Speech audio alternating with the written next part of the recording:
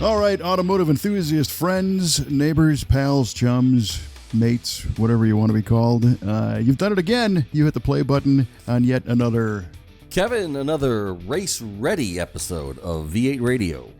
Well, ain't that the truth? A race-ready episode of V8 Radio. I'm your host, Kevin Oeste, joined as always by our esteemed co-host, Mr. Mike Q-Ball Clarke. And how are we doing today, Kev? Today's dynamite. We are doing fantastic. It is, it's a great, great day. It is like where I live, typically the seasons change from winter to summer, like overnight. Mm-hmm. So, for example, we got 3 inches of snow, not even a week ago, and right. It's high 70s. It's going to be 80 tomorrow. Nice. Yeah, that is too good. That is garage time central. Well, and here I am. Here you are. How about it? It's high 50s up in the Northland here today, which is just absolutely delightful. Windows are open. The cats are just pressing their faces up against the screens, trying to breathe that fresh air.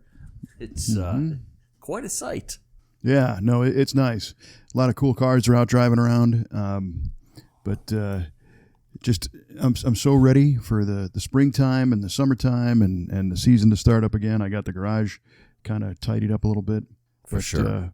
We'll hit all that in a moment because, researchers suggest that a percentage of our listeners actually tune in for one reason and one reason only, and it is not to be able to tune out. I tune in just so I can tune back out. That's what I think about you guys. For the Automotive Trivia, of course, right? Right on. Okay. So those who have returned again for the trivia know the drill. We throw out a couple of automotive trivia questions at the top of the show. We wager some poor guesses, and then we are humiliated at the end when we find out we're wrong. So... you always want to hang around for that. Recently, I've not been doing so well. Yeah, it's all right. Today's your day, though. I got a feeling. Oh, right on. All right. So, I have good news for you on the trivia front. I have no more Duryea questions. That's great news. And no Corvette trivia today. See, it just keeps getting better. Right? You're welcome. Man, on both counts.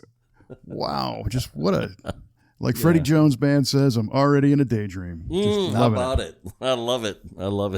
All right, so here we go. We may have had this question in the past, but I couldn't find it anywhere. But it sounds too easy for it to not have been hit. But we're going to hit it anyway. So, Kevin and listeners, what was the first land speed car to break the 200 mile per hour barrier? And bonus for the year it happened, and even more bonus when who was the driver? Yeah, and this is one that I actually knew the answer to, and I have forgotten. And good. I knew it because this was a topic on the Bonneville Up to Speed podcast. Right. That's why it rang kind of familiar to me. Well, and the other part that rings familiar is I think the trivia question that you're referring to was where did the American Racing 200S wheel get its name? Oh, maybe that was. Do you remember that? I remember the question. The question that was posed to yourself and Mr. Mike Spagnola, SEMA CEO, at the PRI show when we recorded there. And, of course, the answer to that one was that the 200S, the 200 stood for 200 miles per hour. It was the first wheel that was marketed as being able, aftermarket cast wheel, I guess, to be sold with a 200 mile an hour safety margin built in. Mm-hmm. But who was the first person? Oh man, well, what was the first car? The first car. Yeah. This goes back a while. This has to be in the 20s because they were going real fast at the end of the 20s and into the 30s. So I don't even know what it is, though, to be honest with you. So I'm just going to say it was a British, I think it was possibly British, like maybe one of the, I should know this. I got too much stuff in my head right now. It's a good time to pick on me for trivia because I recently learned, by the way, that, how as people age, they get frustrated because they can't remember things, sometimes, and oftentimes it comes to them later on. But what I've learned is that they've actually identified scientifically a process that the brain uses to kind of backburner less important information as we get older. It doesn't forget it. It just increases the recall time on things that are not super critical. I see. So I'm taking that as a way to feel a little bit of comfort that my brain's doing what it's supposed to be doing if I can't remember things every once in a while. Right. So it pushes that information way into the junk drawer of your brain then. Yeah, well, that's kind of what the whole thing is. Right. At least it keeps, like breathing up front, so I can still do that. That's the best part. Let's keep that in the forefront. But the first 200-mile-hour car was a purpose-built car, guaranteed, a race car. I just don't remember which one. Yeah. I don't know. The Bluebird comes to mind, but I'm not really sure why. Okay. And I don't remember. I think it was a British dude, and I'm going to say 1926. Bluebird. So British dude, 1926. Yeah, how about that? Final answer? That's totally final. Yeah. I'll wake up at 3 in the morning with the correct answer. But yeah, you're going to break out in a cold sweat. Mm-hmm.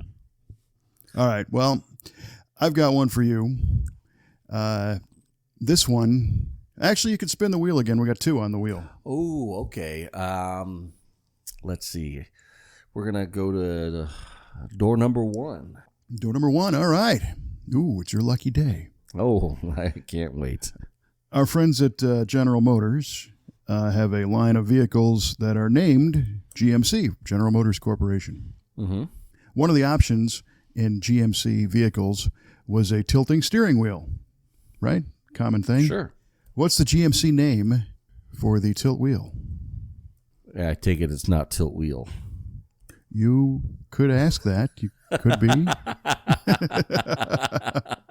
That would make sense. Never would you give me something that easy. Or that obvious, I should say. Okay. All right, so the GMC option for the tilt wheel, that is a very welcome option. I wish I had that in my GTO. You could have that in your I GTO. could have it, but I'm too cheap to have it. That's my problem. Let's see here. To spare the listeners the agony of this hemming and hawing SOB that you're listening to right now, we're going to say that option was called the... Now, before you throw it out there, I just want you to consider the option, and in all ways. Mm-hmm. Well, let's see. The tilt wheel allowed for easy ingress and egress. You could just pop the wheel up as you get in and out of the car. It let it adjust to a more comfortable hand placement. Mm-hmm. And what I will say, by the way, on that popping up of the wheel. Yeah, it's probably not good for you, is it? It is not good for the tilt wheel. In fact, just today I was driving my 70 Riv, which has a factory installed tilt wheel, and there's a gate inside there. You pull the lever, and then the wheel, it's got a spring that points it northward. Mm-hmm. But if you just let go of that thing and let it bounce up, you will ruin that gate and introduce all kinds of slop in the mechanism and cause a costly repair. So hold on to the wheel and guide it up. Guide it up gently. Okay. So that said, we are going to say that the GM tilt wheel option was called the GMC option was called the Adjusto tilt wheel. Ooh, what a great descriptive name. Well, thank you. Thank you very much. I should be in marketing. You should. I mean, it's not quite. Final answer. Not quite future bright headlights or whatever the hell. No, not quite. I mean, few things are. Future vision. What was that? I don't know. It was like future vision headlights or something like that. Yeah. Well, lets you see into the future. Right. Exactly. All right. Final answer. The Adjusto tilt wheel. We will find out at the end of the show. Mm-hmm. Can't wait. Do not fast forward. No.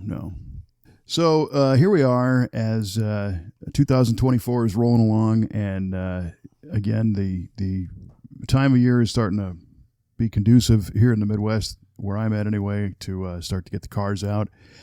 Finally finished a couple projects on the 70 Riv. Really?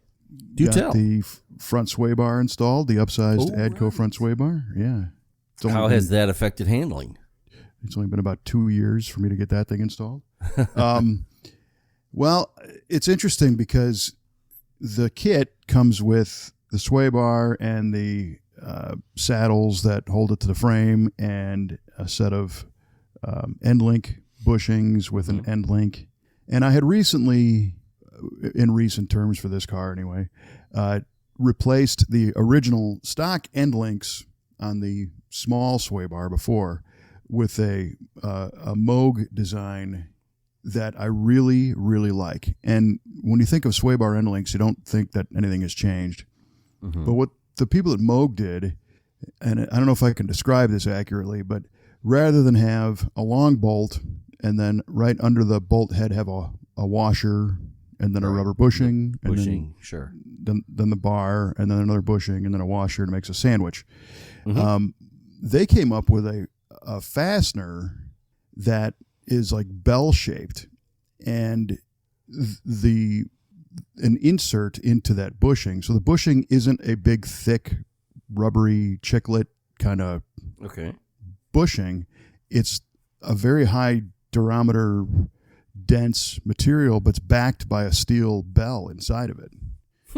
And then the fastener actually goes through it completely. It's a long threaded nut, essentially.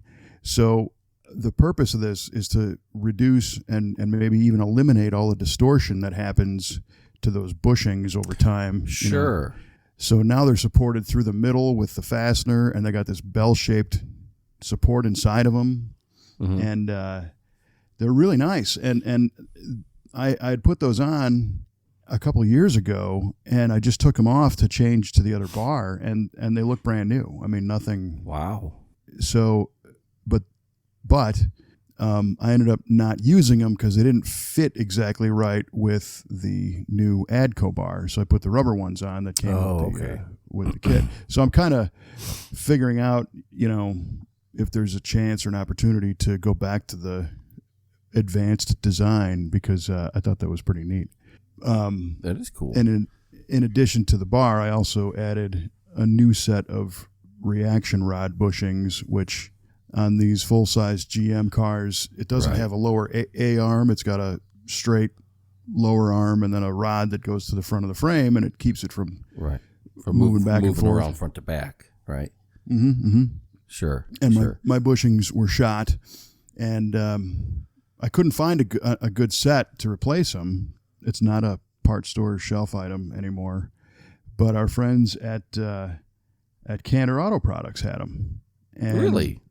Yeah, and not expensive either. They're like $45 or something retail. Yeah. So it made me think, and so by putting the bushings in and the sway bar on, it made a huge difference in the car for sure. Now, I'm going to ask you a question, and normally this would be almost like a detractor, but does your Riv now handle on par with your Galaxy? And normally you would think a Galaxy, that thing's not going to handle well, but your Galaxy handles like it's on rails almost. That thing is unbelievable. Well, thank you. Yeah. The Galaxy's got a lot going on because it's got a big front sway bar, it's got a big rear sway bar, it's got lowered springs, it's got a Borgeson steering gear in it, and it's also got seats that have bolsters, so you can use all that suspension. The Riv doesn't handle to that level at this point. It does not have a rear bar installed yet. Okay. Which I have. That's next. It's got the stock springs on it all the way around, so I have new springs to go in. So after the springs and the rear sway bar, it may be close to the Galaxy. It is a bench seat car, which makes it for a fun ride, sliding all over the place. Sure. You just got to get some harnesses in there or something. Some 5-point harnesses holding you in there. Yeah. just a big strap, wrap it around the back of the Right. thing. But the Riv also has 15-inch steel Buick road wheels and a pretty tall tire. Right. And so my initial evaluations were that I don't even know how it handles yet because the tires are kind of rolling around. Sure. I got you. That makes sense. Yeah, the Galaxy is what, 17s on it now? Now it has 17s, yeah. Right. But it previously did have 16s, but they were a good tire. They were a modern, performance tire. Yeah. But what's interesting is my fear did not come true, which is good. I was worried that I was going to lose that big car kind of ride going down the road by adding the bar.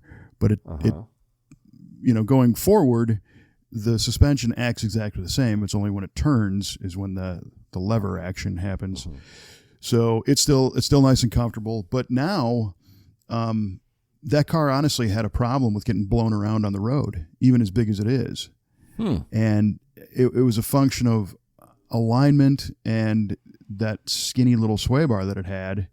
It would just lean. You pass a truck or you get a crosswind, and it would just kind of lean, and then you're correcting, and that's like almost gone. Well, that's great. And when I put the rear bar on, I think that's going to be completely gone, and that is a huge thing. That's a win. Killer. So I didn't put this car together to be an autocross hero, Right. but I really envision, just to set it and forget it, point and go. And if it's getting blown around by passing trucks, you can't do that. So Correct. Yeah, you don't want it floating all over the road. So yeah, I dig that. That's cool. I like seeing progress like that. yeah, so I highly recommend. I always recommend, suspension upgrades that are reasonable and that line up with the mission of the car. If I wanted to, I could make some tubular control arms and put some rear ones on and lower it and do a much better shock and really improve the handling. But again, that's a little bit out of character for what this car is. So, Gotcha.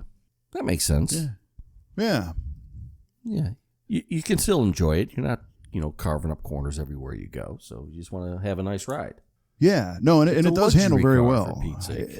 Well, it is, but it does handle well. I mean, I've owned, as far as these cars go, I've had a bunch of them, and this is the best driving one that I've ever had. So that's a thing.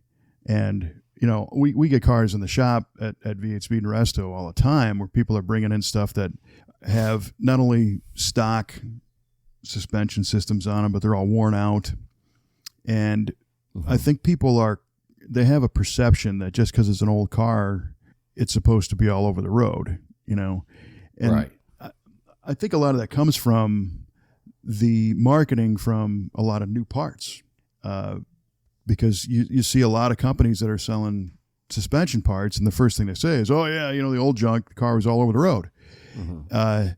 But I think the stock stuff, if it's correct and it's fresh, isn't bad. It's not all clapped out. Yeah. Sure. People get that notion that these cars are all over the road because 20 years later, after when people are still driving these, their suspensions are just shot. The bushings are just all chowdered and springs are sagging and the shocks are terrible. And of course they're going to be all over the road. It makes complete sense. When I got my hands on this GTO, that front suspension was so worn out, when you hit the brakes, the whole car would move to the left without the wheel turning. That's how dangerous that was. I'm not kidding. Wow. And then I put control arms and bushings and new shocks and springs in there, and I do have a bigger front sway bar, but that tightened up that car unbelievably well. And it's nothing too exotic in there. It's just new and fresh and nice. Right. Boy, that's good when the wheel stays straight and the car changes directions. Yeah. Oh yeah, it was it was eye-opening.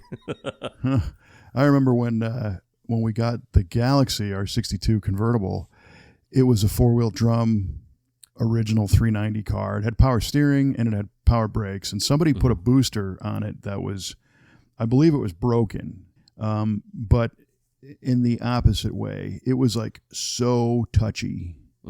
It had no resolution of brake pedal travel. I mean, you got your toe near that thing and it would lock up all 4 drum brakes. Oh man.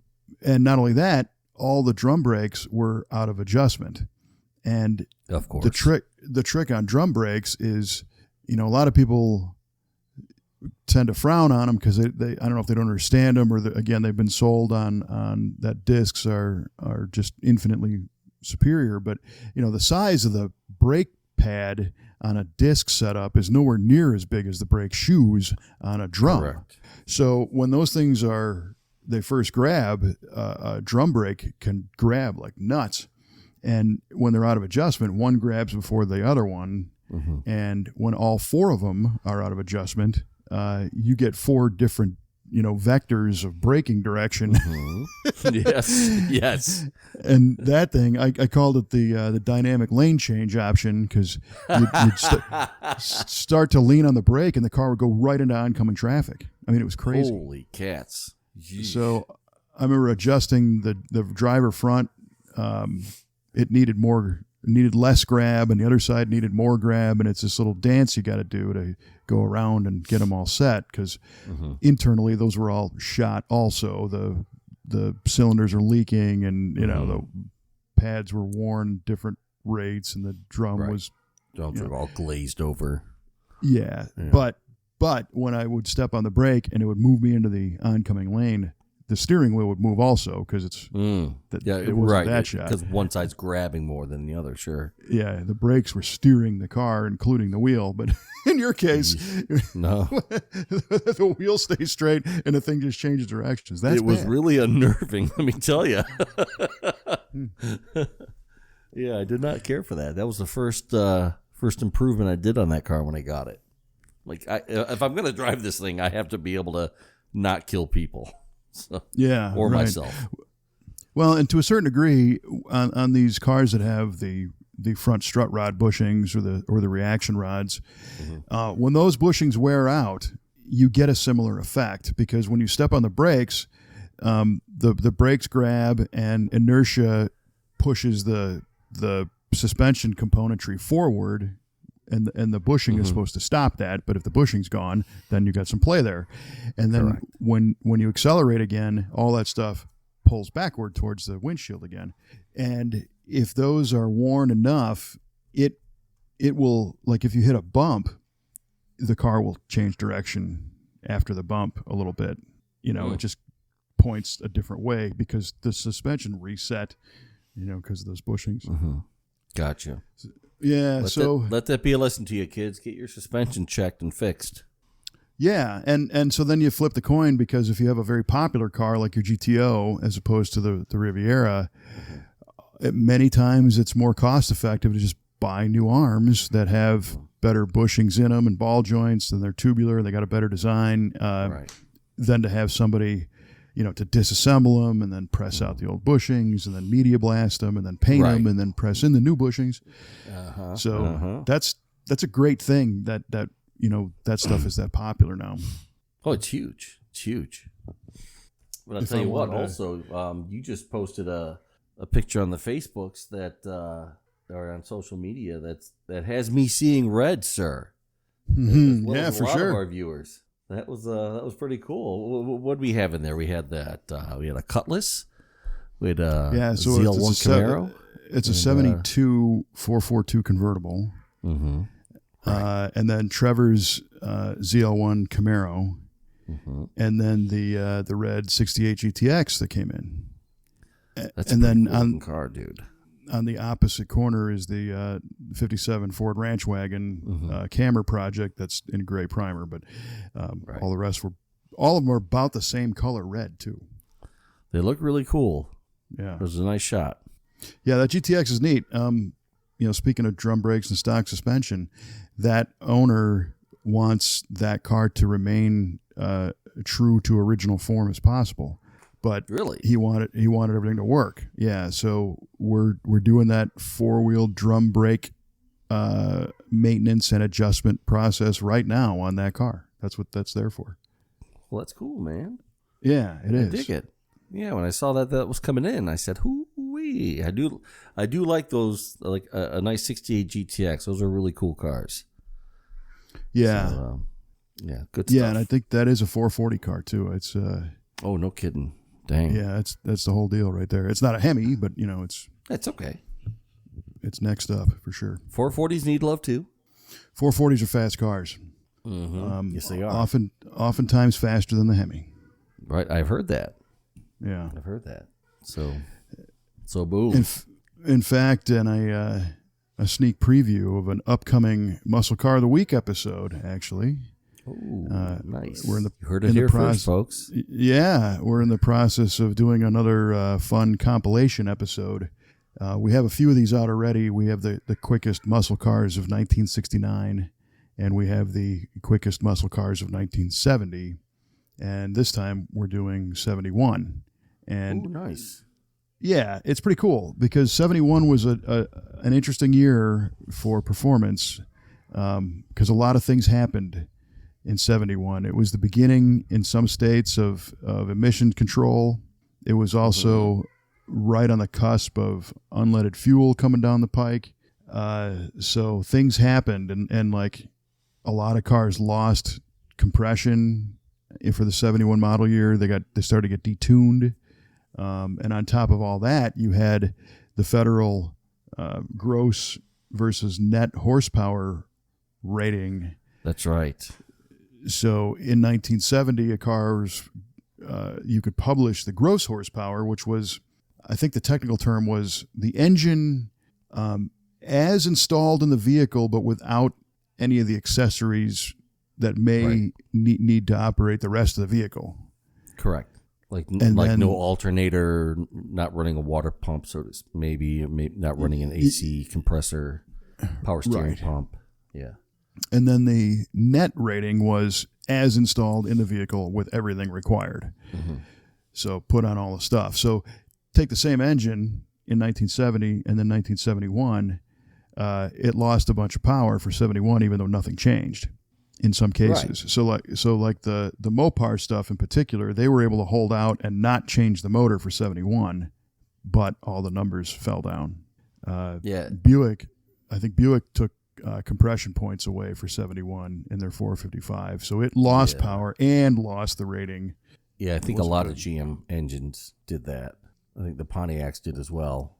The 455s, they went from like 350 horsepower to like 290 or something like that.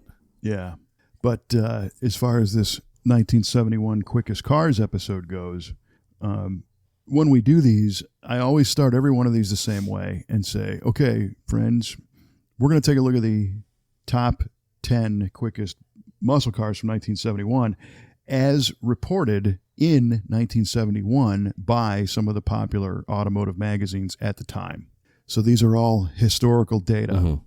And the 99% of the footage that we use are cars from the Brothers collection. So it's all our footage, and then the numbers are published. And we always say, like, what magazines and what month the story was published in. And it's some magazines that, pretty cool. The stuff doesn't exist anymore. Superstock and, Sports Car Graphic and, all these different kind of things. And then I also point out that 1971 was a very different era when it comes to fuel and it comes to tires and other stuff. So invariably we'll post, the video and it'll say, like, I'm just pulling this out of my rear end, but a 1970 Buick GSX ran 1338 at 103 or something. Right. Oh, no way, man. Mine was much faster, or there's no way it was that fast. My buddies ran last weekend. Okay, well, we're going back to 1970 technology and those tires. Those tires, yes. That track prep, all of it. Yeah, driven by most oftentimes an automotive journalist and not a professional drag racer. Right. Full interior, factory 2-inch choking exhaust, the whole thing. Yeah, bone stock. But we have seen the opposite, where the published numbers are like a lot faster than what the street version actually did. So there were some ringers going on back there. Sure. the auto manufacturers would slip out to the press and give them a hot one. Yeah, we're trying to sell cars here, people. Come on. That's right. This Roadrunner, this A12 Roadrunner's got to be faster than a GTO. So there you go. Oh yeah, for sure. Yeah. So definitely. that 1971 episode is coming soon. Make sure you subscribe to either our V8 TV YouTube channel or the Muscle Car of the Week YouTube channel, and don't get all riled if you don't agree with the numbers. I didn't drive the car down the strip. Yeah, no kidding. Oh, brother. That would be the ultimate, though, to get some of those and take them to a strip and really see what happens. Well, and we've talked about doing that actually, yeah. But there are so many different factors that could affect that today. Of course, number one is the risk involved. Mm-hmm. Huge what risk. if the car goes sideways and kisses the wall or worse? So you don't really want that for sure. Sure. But to do that right, you would have to not only have a car that appears to be either all original or restored, but you'd have to check it. You'd have to pull the motor apart and see that it was original bore, original cam, and didn't have, again, a more modern set of piston rings or pistons or a different valve job. So that would be a tremendous amount of work just to certify a whole slew of cars to be, correct as possible. Right. Certify the stockness of something. Correct. Yeah. So. And then, deal with today's fuel and tires, because today's fuel is nowhere near what it was. But who kind of does that is the super stock drags, the F.A.S.T series, factory appearing stock tire drags. Yeah. But there's a YouTube channel that shows some of that stuff, and it's actually super cool to watch because these cars look bone stock, and it looks like they have stock tires, and it's almost like you're transported back in time watching these go because they do. I mean they're quick. I mean they're really quick cars but they're not 11-second quick. I mean they are fast cars from the 60s, kind of quick, and obviously they're allowed some kind of hop up stuff. Like the fastest engine you could have that in that year car you can have in there, and I think you're allowed a certain exhaust size, but they look, I mean, as they did back in the day. It's really cool to watch that stuff. Well, I don't know if you've been paying a whole lot of attention to some of that stuff, because when you say they're like 60s car quick, no, these things are going unbelievably fast. Again, with the factory issued equipment, but currently the quickest car, the 2023 ET record list for the factory appearing stock tire drag race class, is Jordan Pennington with a 67 L88 Corvette. Okay. What do you think that thing ran? Oh, brother. Back in the day or now? Both. Back in the day, an L88 Corvette, I'm guessing with the right rear end, maybe high 12s, and maybe now low 12s. Yeah. He's running 9.1 at 148. What? Stop it. Yeah. Come on. What's factory about that? Gee whiz. See, that's the thing, is you open the hood and it looks 100% correct and original. And the rules allow that's the goal, factory appearing and a stock tire. Yeah. But what goes on inside? So I mean, these are the guys that are cutting intakes in half and hogging out, all the ports and then welding them back together, and you can't really tell. So like the top 10, the slowest of the top 10 was Dave Dudek in his Hemi Roadrunner, and that thing ran 986 at 141. Dear God, I'm watching the wrong drag racing then. Holy cats. Yeah. So there is a couple of again, like super stock style vintage drag race series, but the F.A.S.T class is mind bending at what these guys are doing. And the Pennington family is like just dominant. So Jordan is the fastest. Terry Pennington also, he's got a 69 L88 Corvette. That thing's running 920s at 148. Julie Pennington has a 69 L88 Corvette. It's running 940s. And over the past year, Jordan also is running a ZL1 69 Camaro at 950s. So over the past year, I've noticed on Facebook that there are groups for these, like everything. And there are some people that are so mad at the Corvettes and these L88 packages and how fast they're going, because the only other person in the top 10, there's a Super Cobra Jet Mustang, a 71, it's running 980s, and then basically in Dave Dudek with his Roadrunner, all the rest is L88 Corvette stuff, basically all by the same family. How on earth are you getting a stock tire to hook up with all that power? Those are neat stories. I remember covering one of those races in Georgia at the Year One experience. So our friends at Year One had this big weekend festival, and it was car shows and drag racing, and you could go out on the road course track. But the F.A.S.T. Guys had their event that same weekend at the show. It was all part of the same event. And I was looking at a Nova, and Novas are leaf spring cars. And you look underneath it, and it looks like stock leaf springs, but it's hooking up like crazy. And it's like, what's the deal here? And what I learned is that the front half of the leaf spring was actually not spring steel. And it was a high strength steel. So it was a leaf spring. It was a traction bar disguised as a like leaf a ladder spring. bar kind of a thing. Yeah. Interesting. I'll be darned.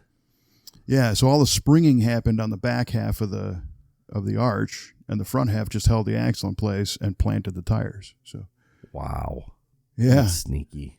It's cool. I mean, these guys do some amazing stuff. So the number 20 car in 2023 ran 1081 at 132. So I mean, we're still in the high tens in the top 20 cars. The 11th. I'm sorry, the first car in the 11s is the 28th fastest car, and it was Greg Gessler, and he ran an 11.0. And these are some crazy cars. So if you get a chance to check one of those events out, it is totally worth it. And there is that veil of secrecy around, what's happening. Of course there is. Absolutely. I get it. I wouldn't tell anybody either. So you were saying your guess was, would you say 1290s? I said, yeah, a stock, back in the day, everything stock in L88 would be like high 12s, and then maybe now low 12s. Okay, so in the record book for 23, the 76th fastest car ran 1295. Okay, maybe that's what I'm watching, the bottom 100. Yeah, you might have seen, whatever. It's a Super B. Right. But that's cool stuff. Man, that is...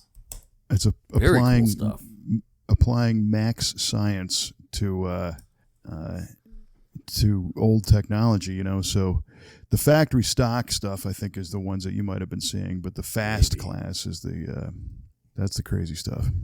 Yeah, that is. All right. Well, I've learned something today. I gotta watch. Yeah, me too. Yeah, it's been a while since I kind of dove into those cars, and usually they have a display of them at the Muscle Car and Corvette Nationals. And again, a lot of people walk right past them because you don't really know what it's doing until you see one on the track, and it's like, holy moly, Mother of God. Yeah, but it's fun, and getting back to that GTX and that red wave of cars in the shop. Last week it was a blue wave of cars in the shop because I took a picture of it, and I chuckled because I had shared this same exact photo but with different cars a few years ago. But it was a blue 67 Camaro, and then a blue 68 Camaro, and then that blue 77 Firebird Skybird. Oh yeah. All parked in a row, So that was the blues, and then 2 days later it's all reds. Huh. And That's cool. we obviously have other colored vehicles in the shop, but they just tend to gravitate together. What do you think of that 53 Studebaker that came in? Holy schmoly. That thing's neat. It is. Yeah, I like it. I like it. I mean, just for the kind of rare of a vehicle that it is. I mean, we don't get many Studebakers in the shop, so that's neat. But it's getting what? It's getting some paint. Is that right? Yeah, it's a 53 Studebaker Champion, kind of a hard top, very slick looking car, very aerodynamic car. And at 53, the original engine was a flathead 6, and it made like 80 horsepower, and it was on kind of a spindly suspension. This one that came in was, Resto modded, I guess, at some point. Yeah. So it's got a small block Chevy in it of some variety. It has electric power steering, which is kind of cool. Really? Yeah. I believe it's the Flaming River setup with one of their steering racks and the electric motor, electric steering motor. Huh. And then the front suspension, I believe, was changed over to a Mustang 2 style, giving it a little more strength, a little more modern geometry, disc brakes, and all that good stuff. And the rear end, I don't know. I think it's an overdrive transmission to like a 700 R4, if I'm not mistaken. But it's got air conditioning and it's got a full-on 90s tweed interior. Which right on. Yeah, it's funny how that trend, will put those cars right on the calendar. That's right. Yeah, it sure does, doesn't it? Like, I know when this car was made. Exactly. You see a car, and not that there's anything wrong with it. It's just something that evolved out kind of quickly, I think. Yeah. And the interior is in very nice shape, and I don't know that they want to change it. I was kind of hoping for some of that cool 50s stuff. The gauge panel had been changed out with some more modern gauges. Instead of the old weird looking limited Studebaker. And back then, I don't think there even was gauges in it beyond a speedometer. So, I mean, you got to do something. Right. But I was talking to Trevor about this car, and I'm going to be putting a video out of one of our What Are You In For videos kind of before we get started. Oh, cool. Right on. It is getting a repaint. It's got some blemishes, and it's in nice shape, but it's not like... Yeah, he wants it. The owner wants it nicer. It's actually the owner's wife's car, so she wants it nicer. And I asked Trevor about it in the shop, and he said that there's a few issues with the front suspension as well. Like we have a saying in the shop: just because you can doesn't mean you should. And it seems, from my very casual observation, that perhaps the install of the front suspension system, it's certainly in the car, but it might not be optimized. So Trevor said the steering feels pretty cool, but it's got some weirdness with the spindle angles and the geometry of everything. Okay. So her mission is to be able to drive it and just enjoy it and not have any weirdness. So I think we'll probably end up spending a little time in that area as well, doing a few mechanical fixes. And then it's going through the paint shop, so it'll be cool. Cool, right on. It is a nice looking car. I've always liked those cars. Yeah, and then the evolution being the Hawk, and like the Golden Hawk, which kind of took that car and made it even sleeker looking, and then put fins on it and everything. And but those Studebakers were very popular land speed cars back in the day because they were pretty cheap to get into, and you'd gut them, and you could, not the 53s, but I think in 56 or 7 you could get a V8 in them from the factory, so that was already done, and they even came with supercharged V8s. Right. That's cool. Yeah, if anyone wants to look at this cool 53 Champion, just go to v8speedshop.com/photos and scroll down to the 1953 Studebaker Champion. That's it. Yeah, and that got some good shots on the website. That photo gallery, the main page, when you get there, it's a little overwhelming because there's well over 400 galleries of cars. But if you know how to use the find, the Control F or whatever it is on the keyboard, is it Command F on the Mac or something? Yeah. just type in 1953, and then it'll take you right to it, because the cars lay out from the oldest model year to the newest as you scroll down. So nothing wrong with scrolling through and, perusing. Right.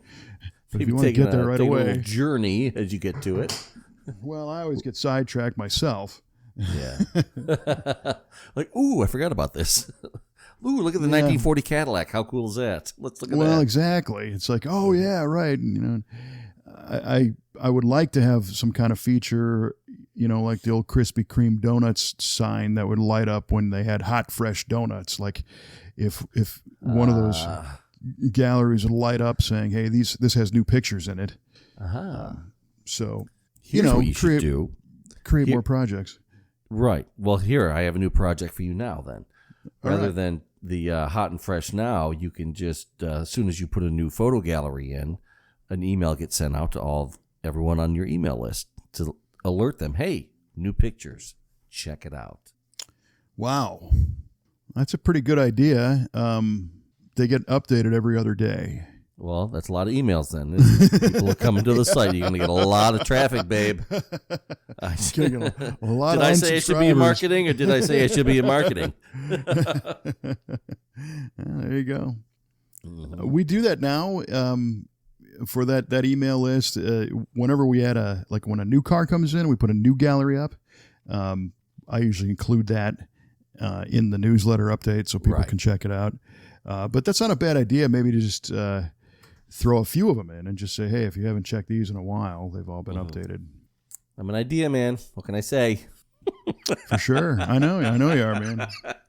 I'm something, that's for sure.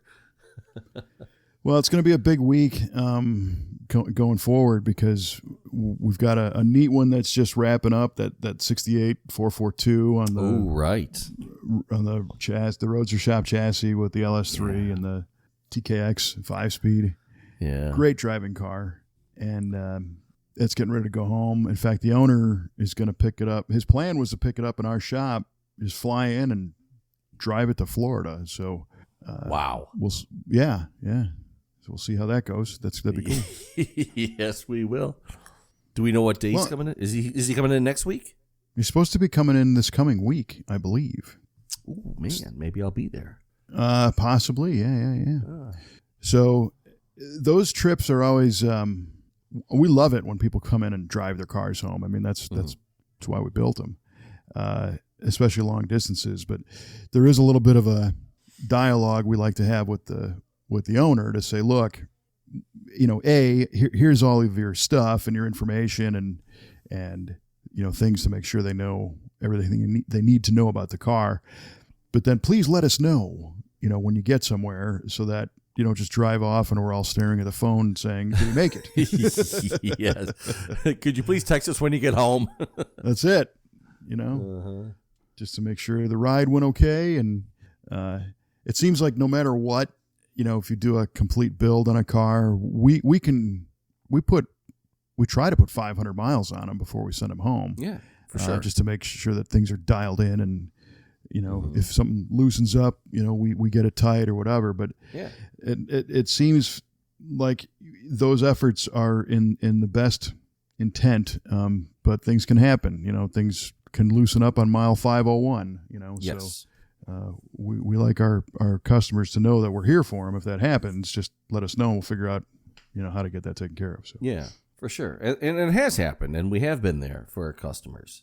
If something happens after the fact. I mean, that's the main thing, is that that customer service after delivery, the after delivery service, so to speak, and that's what sets you apart from other shops, I think. Well, I mean, it is a relationship, a partnership, a friendship that you build, and the whole goal is to enjoy the cars. So you want to make sure. And I think some people just don't know what to expect. They think, well, I just had this thing restored, it's all new, so fare thee well. I don't need to see you ever again, and I'm gone. Good luck. Well, not from us, but from them. I'm done here, and now it's time to go to the next chapter of life. So we have to let people know that no. There's probably going to be, guaranteed there's going to be interaction from us because we're going to follow up with you and see how the car's doing. We all like to know how it's driving, how does it feel, did it, meet the expectations and all the rest. But, a lot of times today you buy things and that's the end of the relationship, so we like to stress that no. And we have people that, we've built cars for. So that black 69 Chevelle came back for some updates and a little maintenance. And it was in Hemmings Muscle Machines magazine 10 years ago. Yeah.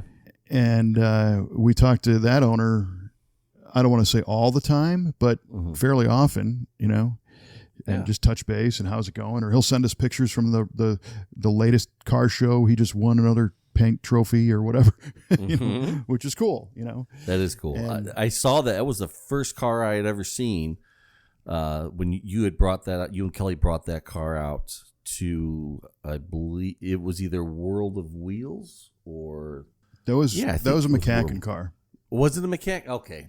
It was a McCacken car then. Yeah, I saw that on display. I think it's when I first met you guys.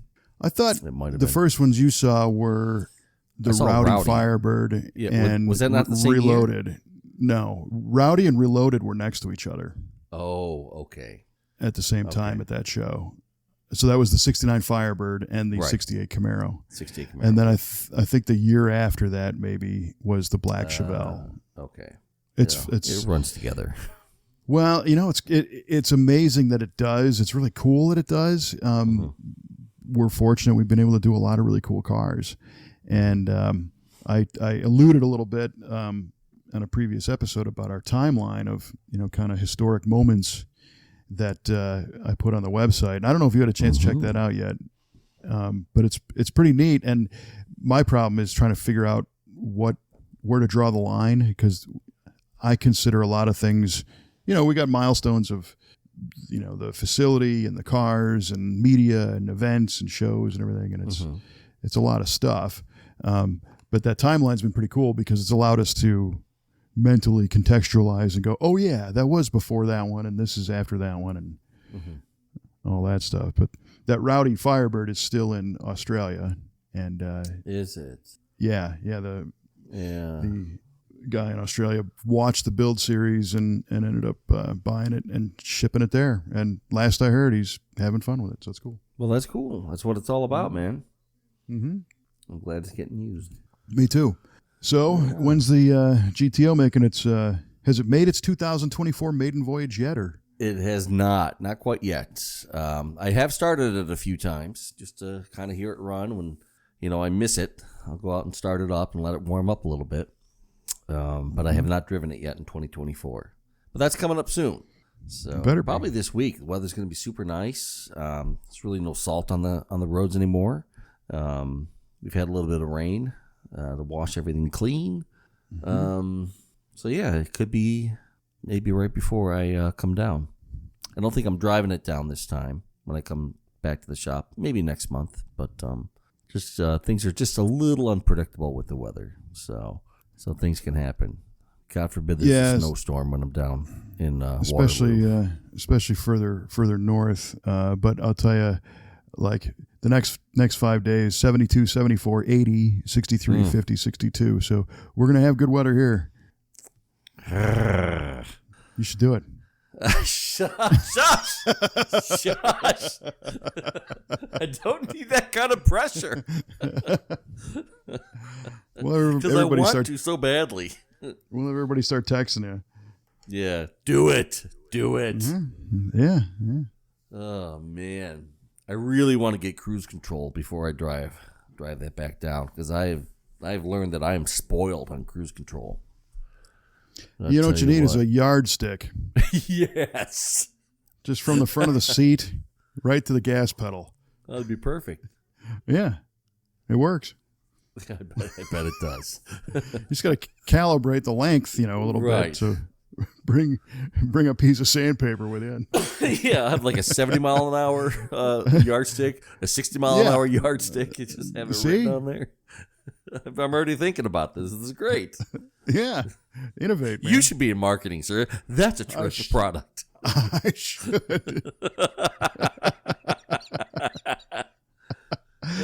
It actually makes me think of, after all these Duryea questions, so we have a new nickname for our friend, Yardstick. Yardstick. There it is. There it is. Oh, boy. Nice. Well, speaking of trivia questions. Yes. The time has come again to release into the wild the answers. Yes, let us reveal. All right, so I asked you, what was the first land speed car to break the 200 mile an hour per hour barrier? Oh, yeah. And you said, and I gave you an opportunity for bonus for the year as well as the driver. And you said probably a British car, maybe the Bluebird, British dude driving it in 1926. Well, I mean, you were a lot closer than you think, because it was a British car. It was the Sunbeam 1,000 horsepower mystery car, or the Slug. Yeah, and that was it was in 1927, not 1926, and it was Henry Seagrave who drove it. British dude. Yeah. He drove it to a speed record of 203.79 miles an hour. Mm-hmm. Yeah. So there you go. Well, I'm not completely lost. No.